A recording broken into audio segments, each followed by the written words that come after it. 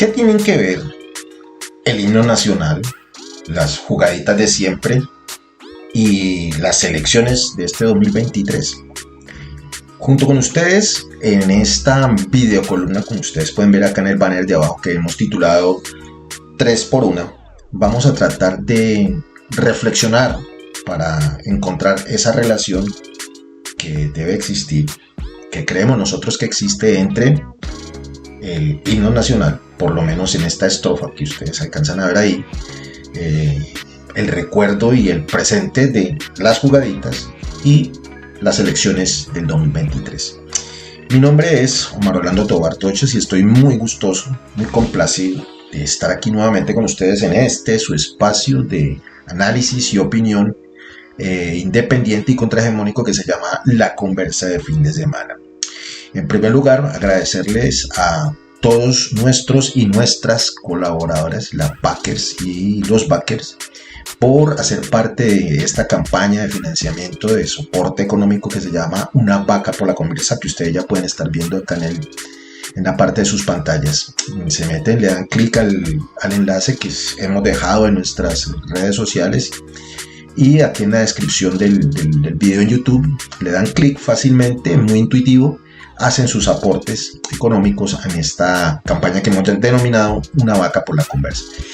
Recordarles a ustedes que también, sobre todo a los de Facebook, en la parte de aquí abajo, en el inbox donde está la descripción y todo eso, está un loguito de las estrellas. Ahorita vamos a mirar, le dan clic y también pueden colaborar con la conversa de fin de semana regalándonos estrellas. Esas estrellas ustedes las pueden conseguir en el enlace fb.com rayita inclinada stars, estrellas en inglés, fb.com rayita inclinada stars, y a través de esas estrellas ustedes también nos aportan de manera económica y simbólica con las estrellitas para el soporte de este proyecto de comunicación alternativa que se llama La Conversa de Fin de Semana.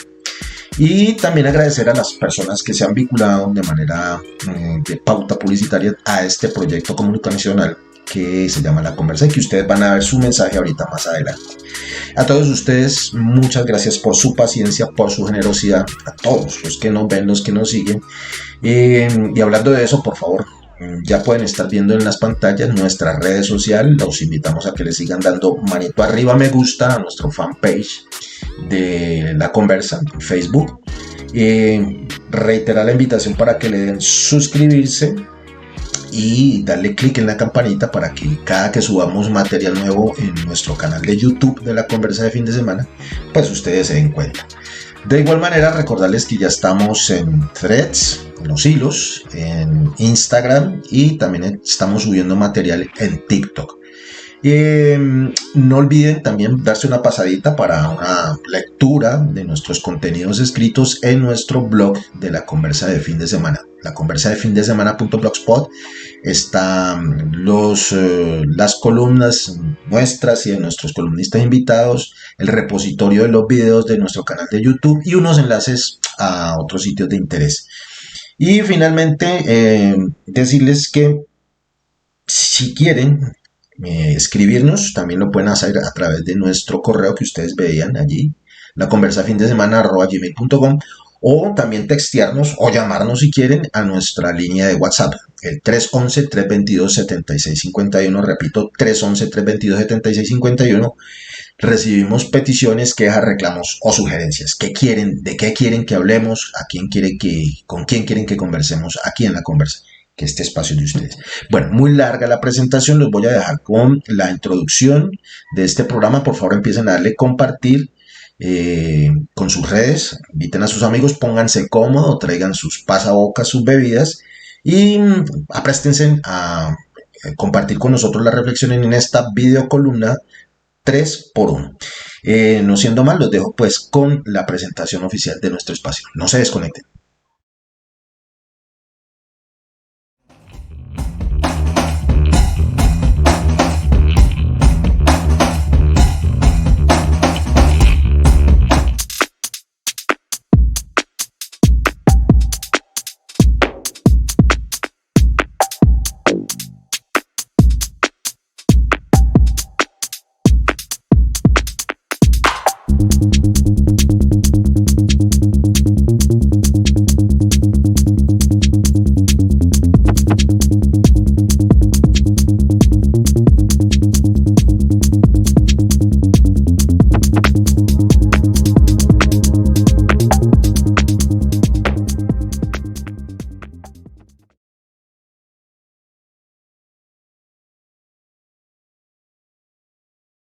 Esta es parte de la gente que apoya y aporta al gobierno de la gente en educación, en deporte, en cultura, en infraestructura, en emprendimiento, sector empresarial.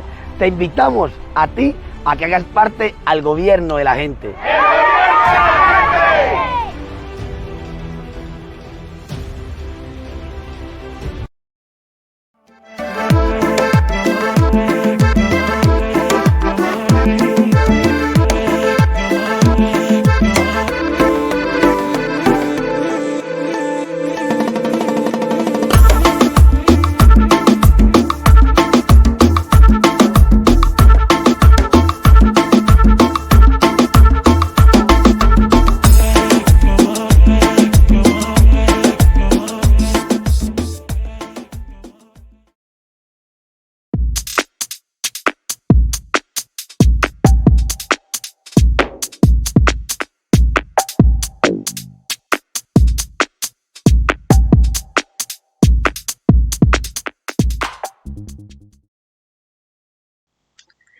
Qué bueno que siguen aquí con nosotros, muy amables, muy generosos, muy pacientes ustedes.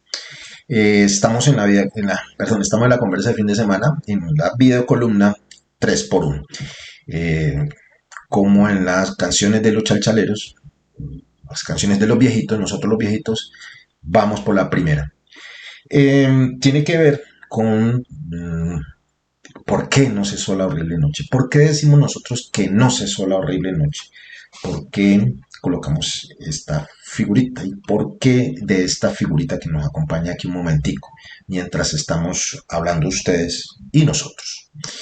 Eh, Contrario a lo que dice el himno o la estrofa del himno nacional que dice que cesó la horrible noche y el bien germina ya, para tristeza de muchos colombianos, creemos que la gran mayoría efectivamente no cesó la horrible noche.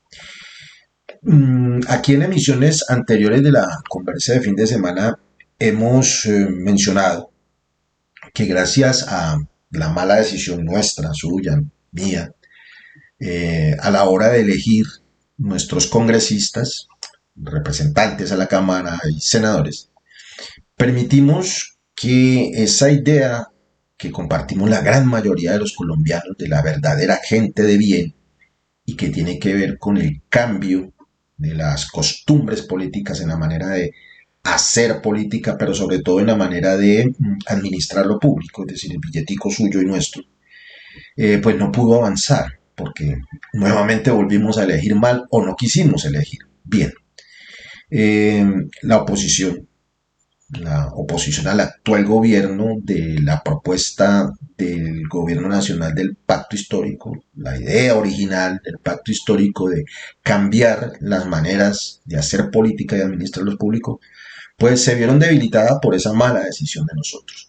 La oposición, es decir, la oposición política de este país, es decir, los partidos tradicionales de derecha, a saber, el Centro Democrático, el Partido Conservador, Cambio Radical, la U, el Partido Liberal Oficialista, los partidos o movimientos de filiación religiosa y, sorpresa, finjan sorpresa por favor, algunos de los viejos aliados, y ahorita en la segunda vamos a ver cómo fue que pasó, también pasan a ser parte de esa oposición.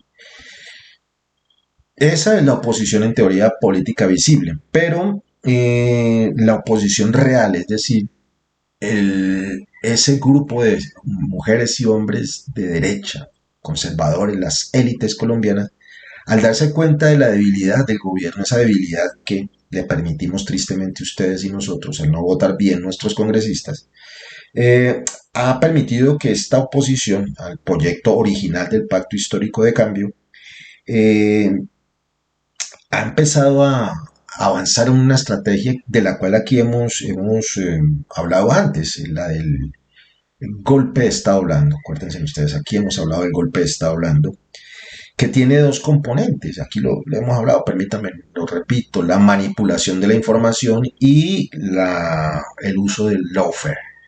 Y discúlpenme el anglicismo, incluso hasta el neologismo.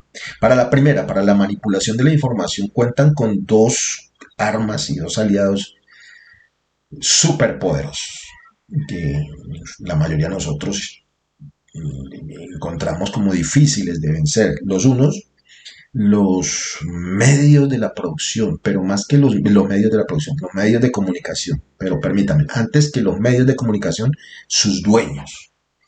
¿Quiénes son los dueños de lo que yo he denominado la mal llamada gran prensa colombiana? Pues los gremios, los dueños de los gremios, los representantes. Para nadie es un secreto que los tipos más poderosos, los grupos económicos más poderosos de este país son los dueños de las grandes cadenas de televisión, de radio, de prensa, incluso de actores de las redes sociales más poderosos de este país. Entonces, estos grupos, como están en oposición a la propuesta del pacto histórico, pues utilizan sus medios de comunicación, sus empleados, que son los periodistas o comunicadores, como quieran que ellos se hagan llamar, yo los llamo los jornaleros de la desinformación, para empezar a orquestar y a materializar esta estrategia del golpe blando. ¿A través de qué? De titulares malintencionados, a través de frases descontextualizadas, inclusive hasta de edición de mala fe de contenidos en sus programas. Y estos días hemos visto cómo nuevamente estos medios estos medios tradicionales de comunicación la han vuelto a hacer.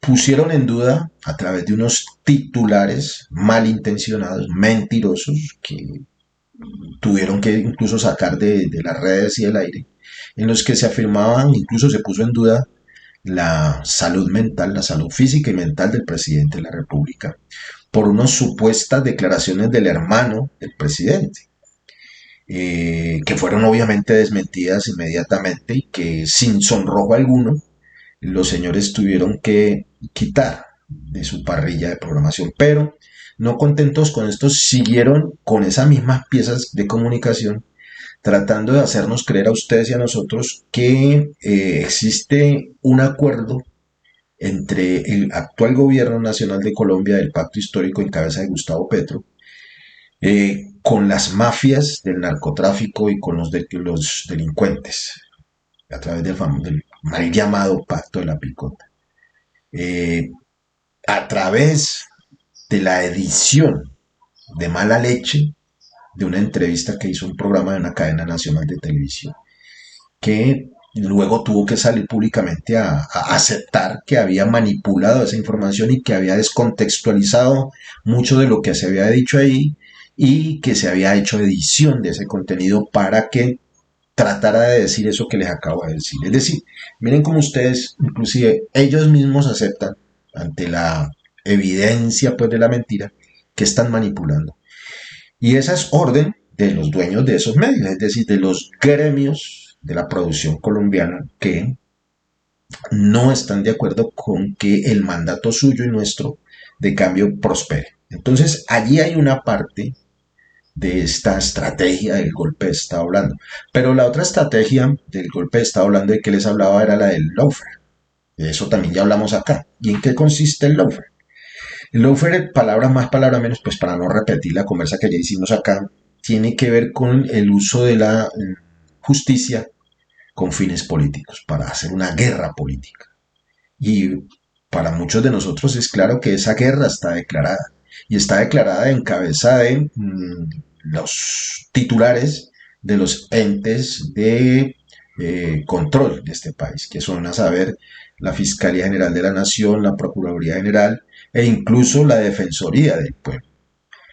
Y miren ustedes cómo se pegan una cosa con la otra. Pareciera ser y da la impresión, haciendo un muy breve estudio de titulares y de hechos de investigación de estas IAs, pareciera ser que la estrategia consiste en que primero se lanza el titular malintencionado, la entrevista editada, el chisme a través de redes, y luego de que se siembra la duda en la opinión pública, de que se pone contra la pared a los miembros del gobierno nacional o incluso a sus colaboradores o cercanos, se siembra la duda, inmediatamente después aparecen las investigaciones de la Fiscalía o de la Procuraduría e incluso algunas apreciaciones que uno no sabe por qué, de entidades como la Defensoría del Pueblo. Y ya lo vimos nosotros, cómo primero salió el escándalo, por ejemplo, de la hoy, permítame comillas, nuevamente funcionaria Laura Sarabia, del gobierno nacional. Primero sale en Semana y todo lo que tuvo que ver con su niñera, y después inmediatamente sale la investigación de la Fiscalía. Lo mismo pasó con lo del hijo de Gustavo Petro y su compañera sentimental. Primero sale el escándalo en el medio de comunicación, en los medios, en las redes, y después sale la investigación de Procuraduría y de Fiscalía. Y en esta semana, pues también ya lo vieron ustedes lo que pasó con el hermano de Gustavo Petro, en esa pretendida insanidad de nuestro presidente Gustavo Petro. Inmediatamente sale la señora Cabello, de quien tenemos serias dudas de su probidad como procuradora, a investigar a todo el mundo. Mientras tanto, fiscal y procuradora dejan de lado unas investigaciones que todavía nosotros estamos esperando resultados. A eso nosotros nos referimos como el lawfare, la utilización de la justicia con fines políticos para atacar un enemigo. En este caso, el enemigo de los grandes medios de comunicación, los partidos tradicionales de derecha, que son los jefes, al parecer, de la procuradora y del fiscal. Entonces miren ustedes cómo cuando nosotros aquí hablamos del golpe blando, del lawfare, de la utilización de la justicia con fines políticos, no estamos lejos de la realidad. Los hechos así nos permiten decir que hemos tenido la razón, porque inclusive ellos mismos han tenido que salir a aceptar públicamente que han cometido estas indelicadezas, por ponerle un nombre. Bueno, y para ir cerrando esta parte de la conversa, quisiera contarles que la horrible noche tampoco cesa, porque tienen otros aliados que ustedes y yo también elegimos. Imagínense ustedes. Y ustedes preguntarán quién. Y aquí vamos tejiendo qué tiene que ver esto de no ser solo la horrible noche con las elecciones. En octubre vamos a elegir nuevamente alcaldes, gobernadores, diputados, concejales, ¿cierto? Pues precisamente otro de los aliados de la oposición en estos últimos tiempos, en este último tiempo, han sido fe de municipios, fe de capitales, fe de departamentos y hasta comunal nacional. ¿Quiénes? Los actuales gobernadores y los actuales alcaldes, quien parecieran seguir instrucciones de la oposición para salir a través de los medios de la oposición a poner contra las cuerdas al gobierno nacional. Y como ya lo habíamos mencionado así, sorpresa, finjan nuevamente sorpresa. Los gobernadores, algunos alcaldes, algunos gobernadores, después de que ya terminaron su periodo, están a punto de terminar ese periodo, se dieron cuenta de que las cosas en sus municipios y en sus departamentos no estaban bien. Y, sorpresa, le indilgan, le tiran la pelota al actual gobierno.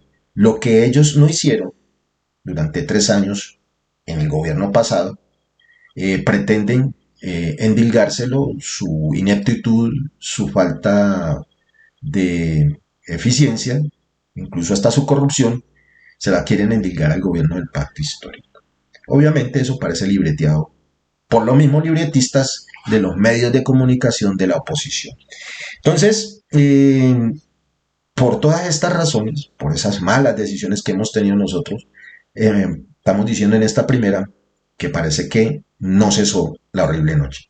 Por favor, no se desconecten, vámonos con la segunda y en esta conversa de fin de semana del día de hoy. No se desconecten, sigan le dando compartir, que ya regresamos.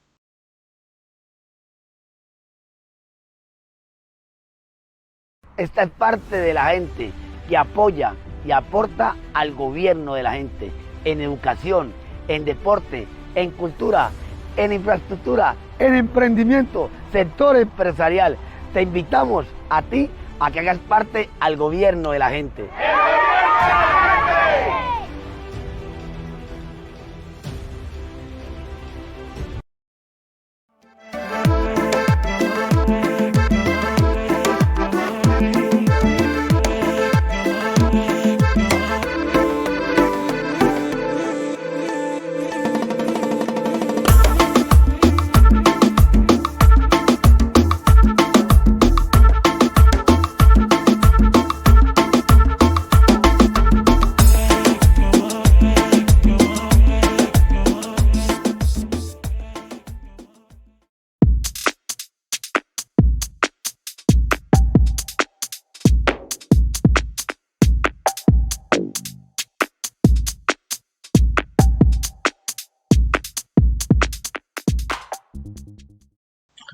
Qué bueno que están aquí todavía con nosotros en este su espacio de análisis y opinión que se llama La Conversa del Fin de Semana. En nuestra videocolumna del día de hoy de 3 por 1, vamos por la segunda.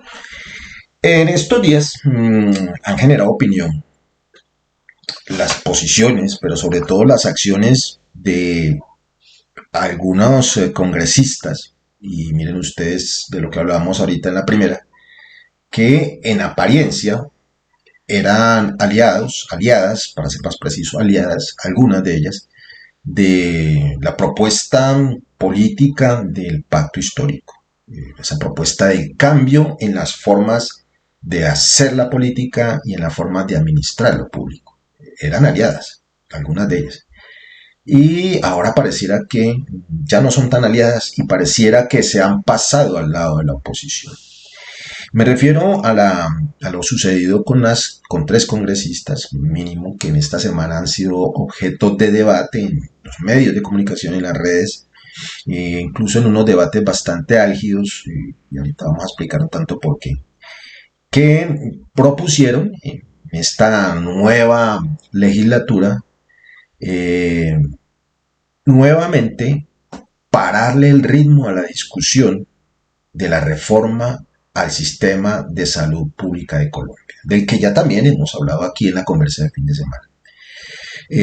Lanzan una propuesta en un bororo, permítanme la expresión tanto folclórica, en un bororo en medio de una confusión ahí, en ese desorden que son las mismas debates del Congreso, según ellas muy bien intencionadas, en las que se pretendía que para lograr esos consensos alrededor del proyecto de ley de la reforma de la salud, se creara una comisión, sí, al igual que ustedes también, una comisión encargada de esos consensos para poder que avanzara la discusión y el debate en el Congreso de la República en torno al proyecto de ley de la reforma de la salud. Aduciendo, quién sabe de dónde, que a este proyecto de reforma le falta socialización y le falta discusión. No obstante, que muchos de ustedes y muchos de nosotros y sobre todo el gobierno hemos sido enfáticos en afirmar y somos testigos, nosotros somos testigos de que este proyecto de ley de reforma del sistema de salud colombiano es quizás uno de los proyectos de ley más socializados, más debatidos, más controvertidos en la historia reciente de las legislaciones en Colombia. No hay colombiano o colombiana del territorio y fuera del territorio que no haya escuchado, no haya opinado o no sepa, aunque sea un mínimo, de este proyecto de ley de la reforma de la salud. Entonces uno no entiende cómo estos congresistas, supuestamente aliados, siguen insistiendo que hay que debatir más y hay que socializar más este proyecto de ley. Esta comisión planteaba, entre otras cosas, que había que volver a escuchar a la sociedad civil, a unos actores sociales para llegar a esos consensos. Eso, a pesar de las críticas de muchos y de las críticas sesgadas, ya vieron ustedes cómo los medios de comunicación ayudan a que esas críticas sean sesgadas, incluso manipuladas, esta socialización ya se viene dando. Lo que pasa es que están en el marco de una serie de ruido mediático y de manipulación de la información por los dueños de las EPS, que, oh sorpresa, son los mismos miembros de los gremios que son los mismos socios de los dueños de los medios de comunicación. Como dicen por ahí, hay un meme, van apareciendo las llaves. Y las llavecitas que hacían falta, pues, y muchos ya lo sospechábamos, eran la actitud de congresistas como las que aparecen aquí en la fotografía, que juntos con otros, ya reconocidos por ustedes y por nosotros, parecen ser los mandaderos políticos, mandaderas, vamos a ser justos, mandaderas políticas de los dueños de las EPS. defienden a rajatabla un sistema que incluso los mismos dueños de las EPS y sus gerentes, como ya lo hemos dicho en este programa, eh, aceptan, incluso de manera descarada, que no funciona. Y en ese afán de poner contra la pared el gobierno, decir que es inepto, que va a quebrar el sistema de salud, terminan aceptando de que quienes están quebrando el sistema de salud son ellos mismos. Acuérdense ustedes la famosa crisis de las EPS, que no era otra cosa más que pedir más plata para tapar el hueco que el gobierno pasado había dejado por la mala administración de quienes administran las grandes EPS de nuestro país. Un contubernio, una complicidad con pinches, algunos políticos, con estos malos administradores de los recursos públicos de la salud para enriquecer los bolsillos de unos pocos. Y ahí entran en acción funcionarias, congresistas como estas compañeritas que están aquí, de las que también es cierto hay que hacer una salvedad. Yo aquí quiero hacer un paréntesis, ya lo habíamos hecho en nuestras redes para ir cerrando esta segunda parte de las jugaditas.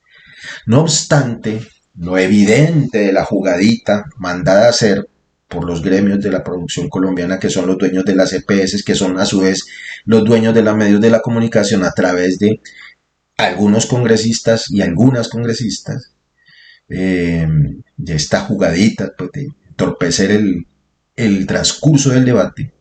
Lo que no podemos caer, ni ustedes ni nosotros, quienes tenemos el privilegio de contar con ustedes como escuchas, como videntes o como lectores, es en el extremismo y en la violencia de la crítica.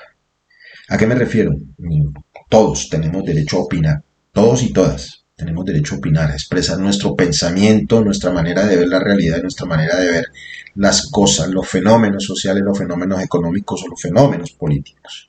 También tenemos el derecho a tener una posición clara, eso pareciera que se entendiera, pero la terquedad y sobre todo la manipulación con fines políticos de la información, de la que ya estábamos hablando antes, han venido degenerando ese ejercicio del debate político. Aquí en Colombia no hay un verdadero debate político, ni a nivel del Congreso. Miren ustedes que le ponen trabas y trabas y trabas para no debatir, para no confrontar ideas, no confrontar posiciones, estadísticas, conceptos, pruebas, sino que apelan a los titulares malintencionados, a la manipulación de los contextos, a la manipulación de los contenidos, para engañar y desinformar a la gente, para defender los intereses de uno y para tapar la corruptela de los otros.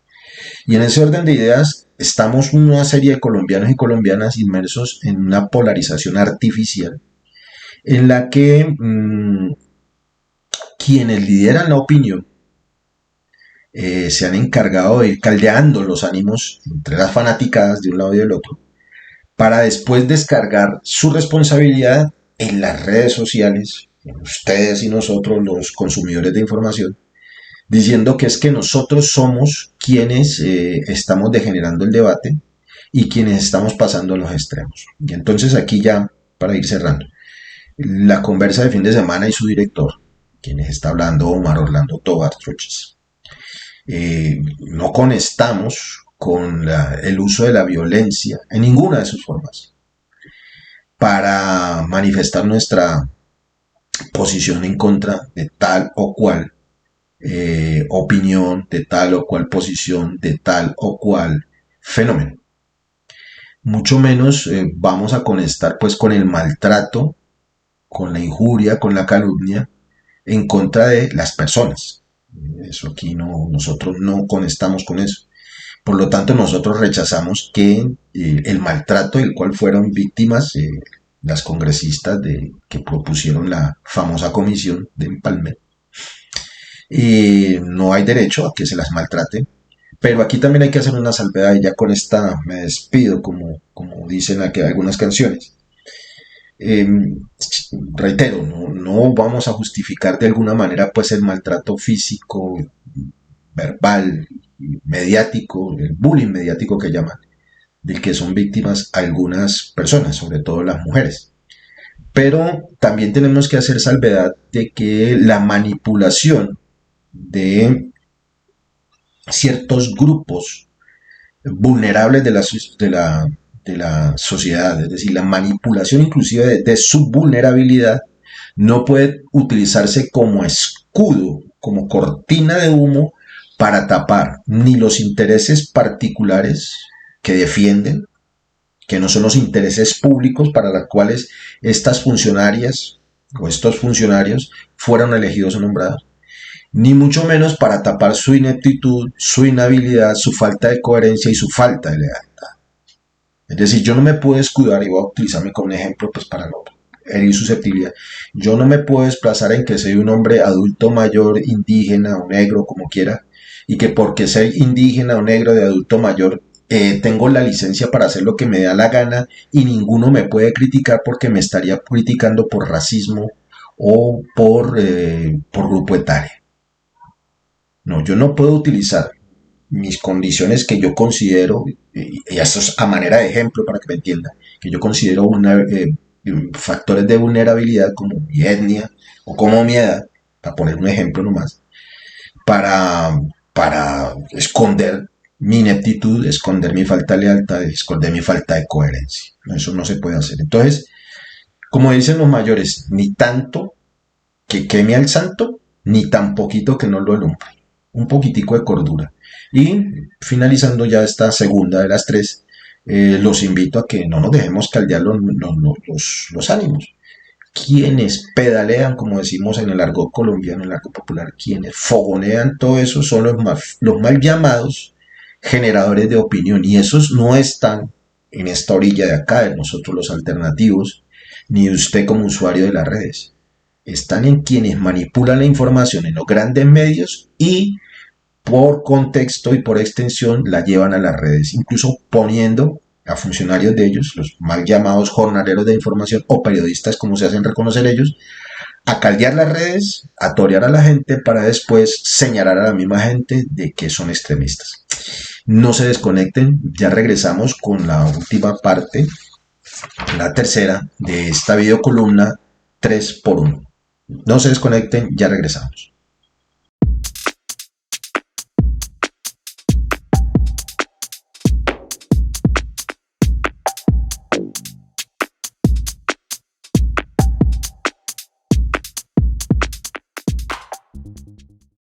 Qué generosos son ustedes por estar aquí conectados todavía con la conversa de fin de semana del día de hoy, en esta videocolumna 3x1. Y vamos por la tercera, por la última. Y la tercera no es la vencida, como dicen por ahí en algunas campañas electorales de algunos pueblos del norte del departamento del Cauca. Vamos a mirar qué tienen que ver que no haya cesado el arreglo de noche, es decir, la contradicción de nuestro himno nacional, de una estrofa de nuestro himno nacional, con el reencauche de las jugaditas en el Congreso y las elecciones del próximo 2023. Aunque ya lo hemos venido dándoles pinceles. Y no creo que sea muy difícil que ustedes allá ya vayan haciendo ese tejido, ese bordado de por qué lo uno tiene que ver con lo otro. El próximo mes, ya estamos aquí, el próximo 29 de octubre, a lo largo y ancho, esperamos que sí, del territorio nacional, se va a llevar a cabo el proceso de las elecciones de 2023. Donde ustedes y nosotros vamos a elegir las gobernadoras, vamos a elegir quién dirija la alcaldía, nuestra alcaldía municipal o distrital, y quiénes van a ser sus coadministradores, es decir, quiénes van a integrar los consejos municipales, las asambleas departamentales o las juntas administradoras locales. Una gran elección, y le digo gran elección no tanto por el tamaño, casi 200.000 inscritos, candidatos y candidatas, sino por la responsabilidad tan grande que van a tener quienes resulten elegidos o elegidas para representarlos a ustedes y a nosotros, y para cumplir los mandatos. Y aquí permítanme una primera precisión. Ya aquí lo hemos mencionado, pero no es malo reiterar. El voto que vamos a hacer por gobernaciones y alcaldías, es un voto llamado programático. ¿Y eso qué quiere decir? Dirán muchos y muchas. Que, contrario a lo que muchos hemos creído durante todo este tiempo, nosotros no votamos por un candidato o por una candidata para la gobernación o para la alcaldía. Nosotros votamos es por el programa que presenta ese candidato, esa candidata, en representación de un partido, un movimiento o de una coalición. Por eso se llama voto programático. Yo no voto por Omar Tobar para la alcaldía de Santander de Quilichao, no. Yo voto es por el programa que va a llevar a cabo el señor Omar Tobar de gobierno del partido los más viejitos del barrio. Así deberíamos de votar. Esa es la idea, de que ustedes y nosotros, antes de ir allá, marcar con una X en unos tarjetones, hayamos mínimamente estudiado o hayamos analizado los programas de gobierno, esas propuestas que nos deben haber pasado a todos nosotros, que se llaman programas de gobierno, que es un requisito que tienen que tener gobernado quienes aspiran a la gobernación y a las alcaldías para inscribirse y para ser candidatos. Pero eso no es nada más de que coger las 4 o 5 hojas, y ojo aquí, muchas veces copiadas y pegadas de otros programas anteriores o de otros municipios o de otros departamentos, ojo con eso. Y que un llamado de atención pues a los asesores políticos, hombre, ya estamos en un tiempo donde todos nos damos cuenta de quién plagia y quién no. Mínimo de respeto por quienes sí nos preocupamos por la democracia, hombre. Hasta pleno siglo XXI, ya con herramientas, inteligencia artificial, y ya muchos nos damos cuenta de que nos están entregando programas copiados y pegados, programas de otros departamentos, de otros municipios, o inclusive copias de programas de gobierno del mismo municipio, pero de periodos pasados. Eso es una vergüenza. Eso demuestra lo crítico, el estado crítico en que está nuestra democracia. Bueno, pues bien, no nos vamos por las ramas. Entonces, ojo, nosotros votamos programáticamente. Pero, como ustedes ya han visto, la costumbre es que, bueno, yo voy a votar por Pepito y por Pepita, porque es buen amigo mío, porque me está ofreciendo trabajo, porque me dio trabajo, porque le dio trabajo a un familiar, porque me dio un contrato, porque me dio unas tejas, porque me dio un tamal, así como veían a ustedes en la figurita ahora. Me dio un tamal, me dio una zinc, me dio camisetas para el equipo, me pavimentó la calle, me pavimentó la cancha, me aplanó la cancha, me pavimentó el río, etcétera, etcétera. O sea, votamos por una cantidad de factores y de excusas, diría yo, y no por lo que deberíamos votar, que es por un programa. Pero no un programa cualquiera, es decir, un programa que contenga una guía mínima de qué va a hacer ese candidato o candidata para resolver los graves problemas que aquejan la comunidad de un municipio o de un departamento. En ese mínimo programa de gobierno deben tener unos mínimos, como por ejemplo de dónde van a sacar los recursos, si tienen o no tienen recursos, de dónde le van a sacar los recursos, cuáles son las metas que piensa alcanzar, unas metas mínimas, creíbles, medibles sobre todo, en el corto y mediano plazo. Pues muchos de estos programas no los tienen, y si los tienen son muy etéreos, es decir, son muy generales. Y claro, dirán los candidatos, no, eso se afina cuando construyamos los famosos planes municipales de desarrollo o los planes departamentales de desarrollo. Pero más bien, me parece que es una irresponsabilidad del elector, no es de nosotros, y sobre todo de los candidatos o de sus equipos de campaña, no tomarse el trabajo de colocar unas mínimas guías para el elector sobre qué es lo que propone.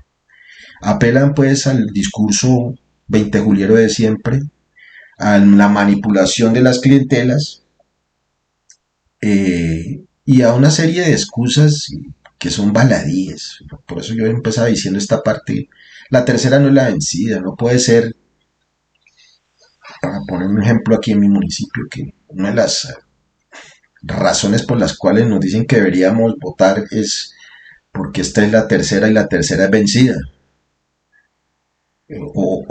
O la otra que es que hay que votar por el uno porque ya fue. O porque todos son el cambio. Resulta que aquí en Santander ahora todos resultaron los candidatos del cambio. Y entonces uno no entiende, y ya creo que lo habíamos dicho aquí en este espacio, pero lo reitero, uno no entiende cómo pueden ser del cambio candidatos que han sido coavalados por los mismos partidos tradicionales que están en contra del gobierno del cambio. Explíqueme eso. O cómo pueden representar el cambio incluso jóvenes candidatos cuyas campañas son manejadas o asesoradas por personajes que durante más de 20 años han estado avalando, asesorando y guiando las propuestas de gobierno de los mismos partidos tradicionales, de los mismos caciques que durante más de 20 años han prostrado a este municipio, y al Cauca en general, en el estado deplorable de crisis humanitaria en el que estamos hoy en día. Ninguno, diría yo, y esta es mi opinión personal, ninguno de los candidatos a alcaldía de Santander de Quilichao podría representar ese cambio que por lo menos prometen en sus campañas. Uno no lo ve. Vuelvo y reitero, todos coavalados por los partidos tradicionales que están en contra de las propuestas del cambio. Todos manejados o con nexos a los mismos personajes que durante 20 años han manejado tan mal los destinos de este municipio, a punto tal que hay un exalcalde que pretende volverse a hacer elegir con las mismas promesas, con los mismos programas con los que se hizo elegir en un tercer intento, que para él sí fue justo lo de la tercera la vencida, pero que ante la evidencia no muestra pues mayores avances. A ese candidato y a quienes siguen ese candidato yo me permito muy respetuosamente decirle que es que no se vale abrogarse obras del gobierno nacional, proyectos del gobierno nacional para decir que uno los hizo o que uno los gestionó. Hombre, pleno siglo XXI, si nos damos cuenta que se copian los programas de gobierno, no nos vamos a dar cuenta de que hay proyectos, planes que se gestionan y tuvieron su origen en el gobierno nacional y que no fueron obra ni siquiera estaban incluidos en los programas de gobierno que ellos, me imagino, ni siquiera se leen cuando fueron alcaldes o alcaldesas, gobernadores o gobernadoras. Entonces a este candidato a exalcalde, por favor, bajémosle un poquitico pues a la manipulación de la información.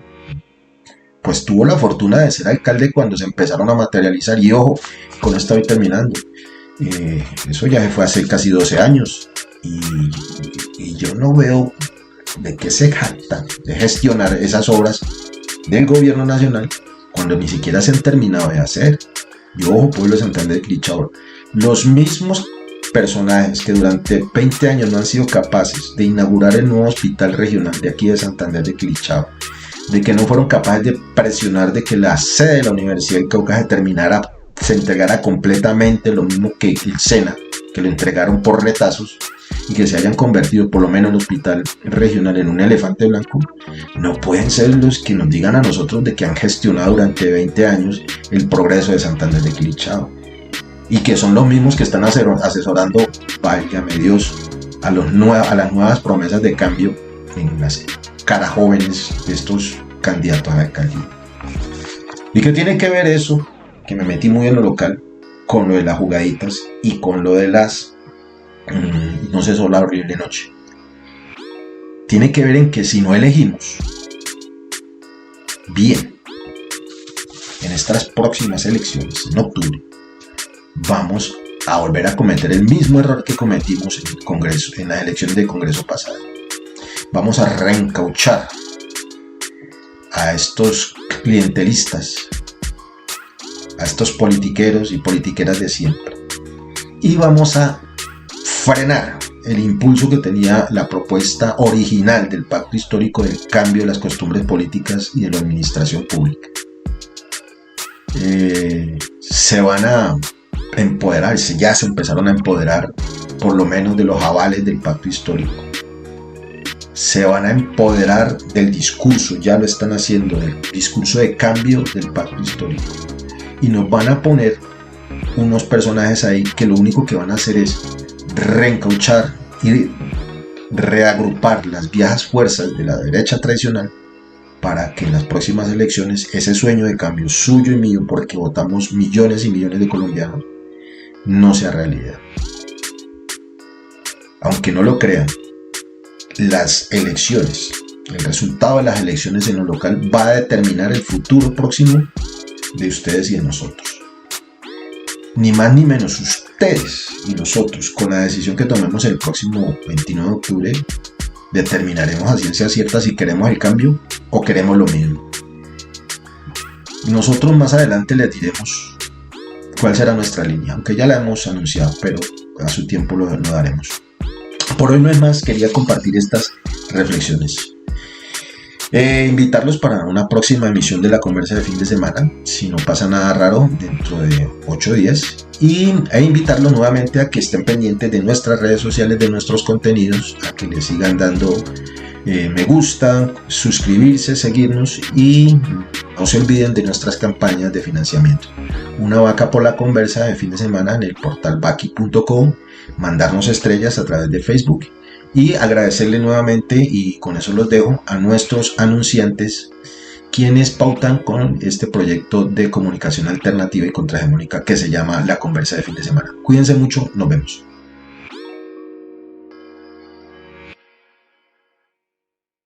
Esta es parte de la gente que apoya y aporta al gobierno de la gente en educación, en deporte, en cultura, en infraestructura, en emprendimiento, sector empresarial. Te invitamos a ti a que hagas parte al gobierno de la gente.